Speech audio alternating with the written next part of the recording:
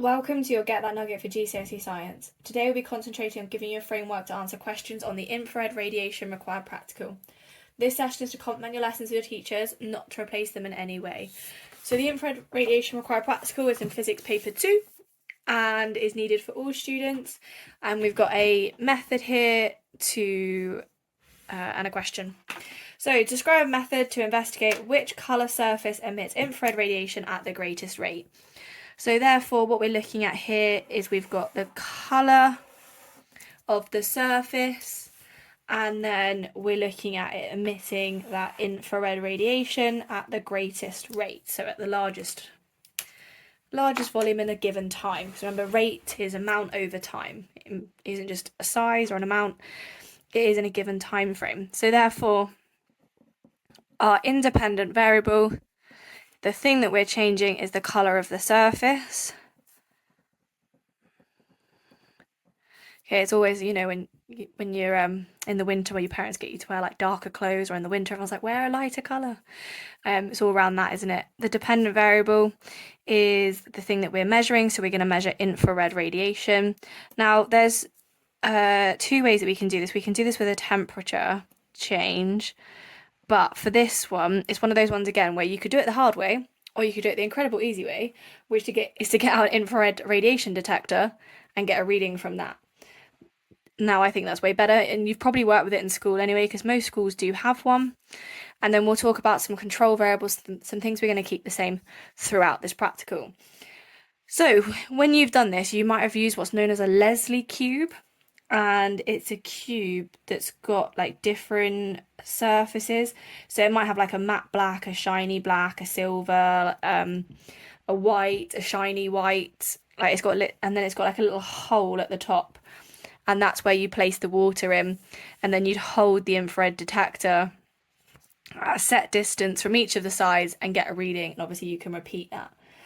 Now, obviously, when we're doing this, we are going to have to heat the water, and we're going to put in the same volume of water. Now, you don't have to do it with a Leslie cube. You might also have like maybe some conical flasks or beakers that are coloured, the different colours with like paint. Maybe your school has that, or you've seen it been done with that. So it could be either of them. It could be the Leslie cube, or it could be the different flasks.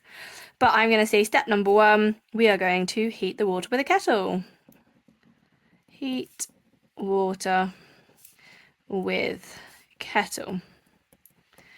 Now, obviously, if you were going to do it in the, if we're going to do it in this environment, then we need to say the same volume. So heat water with kettle, and we're going to add equal volume. So this is where we could say,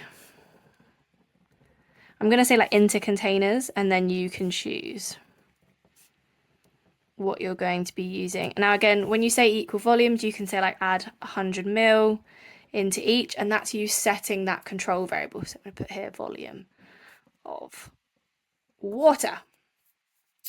Now, obviously, this is where you could say, right, place the thermometer in to take the start temperature, time a certain time, and then obviously record the temperature again. But for now, we're going to leave it. I am going to say maybe, I'll talk about inserting a thermometer, but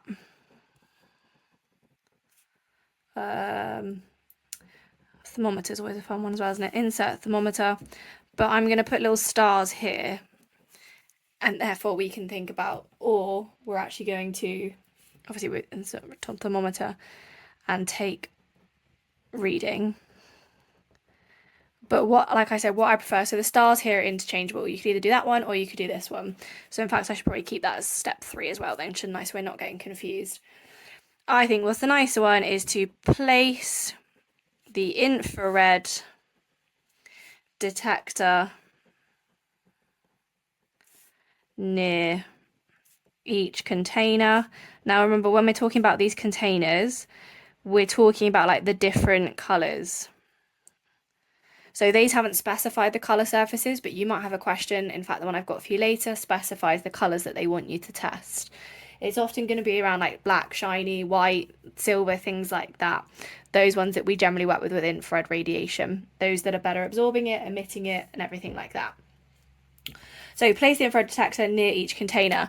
Now this is another control variable, and not quite yet, because obviously I can't hold it like basically touching it on one and then hold it like a meter away from the other. So we need to hold at the same distance. So I'm going to put hold at same distance, and therefore that is going to be another control variable. I'm just going to put distance here, but what I mean is distance between the infrared detector and the flask, or whatever you're using, the Leslie Clube, whatever it decides to be. And again, you would need to record a reading for each. Now, if you're doing the thermometer, you'd have to obviously like start a stop clock, do it after a certain time, get the temperature, and do you see what I mean about the infrared detector being way, way, way easier in this case? We're going to say about here, I'm going to add about repeat and calculate. So I'm going to say repeat 3 times and calculate a mean. And obviously, like I said, we need to do it for all sides or all containers. Okay. Other control variables that we can think about. So if we're going to use like conical flasks or beakers, they need to be like the same volume. They need to be made up of the same material. We obviously know we need to add the same volume. If we're going to use the infrared detector, we need to keep it from the same distance. We can even think about if we're using these painted one, the thickness of the paint. Okay, if you've put like 3 or 4 layers on one and one on the other, that's not going to work. Now, obviously, we need to also leave them for the same amount of time. So in this, we do need to think about time. Now, one of the tricky things is if you do these all at once and you've only got one infrared detector, then you're measuring them at different times. That's going to have an impact on your investigation, and that's something that you need to think about. If we're asked about improving the accuracy of this, it would be to use an infrared detector 100%. That's going to make this better, and it's going to make this easier. So that is the infrared radiation practical. And those are the steps for the method, the variables, how to improve the accuracy. What I've got then is a question for you. Now, I said it would be a little bit more specific, and that is exactly it. Rather than just saying this one says colour surface, we can see the real similarities here. We've got a black coloured flask will emit more infrared radiation than a silver coloured flask. So this time you've been given the colours of the flasks, and you've also obviously told it's a flask, so you wouldn't be using the Leslie Cube in this. Describe a method to test this. So what this is a hypothesis. They can often give them to you in the exam, and they'll give you a hypothesis like the one above, and then they will say, right, now how do I test this? Don't ever let these panic you. It's exactly what I've just explained.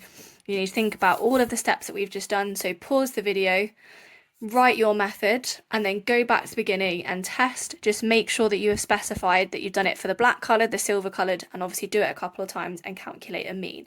That's always really, really important, and that's going to improve our accuracies, and you can even say about excluding those anomalies. If you really want, you can obviously also get your teacher to check it and see if there's anything that you can improve to move it maybe from 5 to 6 marks or anything like that.